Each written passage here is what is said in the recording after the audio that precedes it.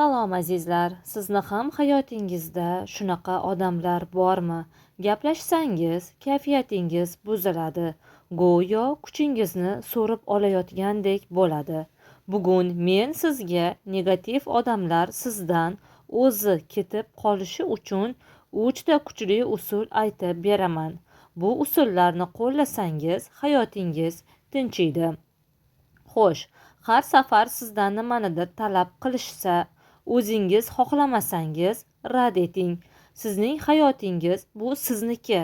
Boshqalarni xafa qilmaslik uchun o'zingizni xafa qilmang. Har doim hayotingizda stop degan so'zga o'rin bo'lsin. Keyingi usul: negativ odamlar ko'pincha chegarasi bo'lmagan insonlarga yopishadi.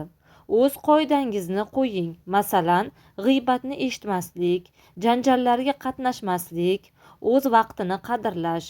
Mana shunday narsalardan uzoq yurishingiz kerak.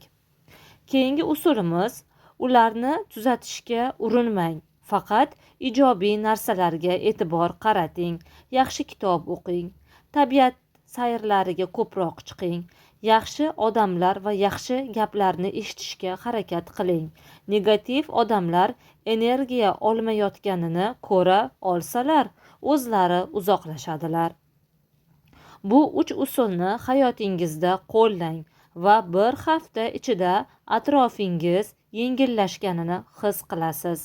Sizning hayotingiz faqat ijobiy odamlar bilan to'lsin. Siz ham shunaqa negativ odamga duch kelganmisiz? Izohlarda yozing. Kim qanday usul bilan bunday odamlardan qutulgan?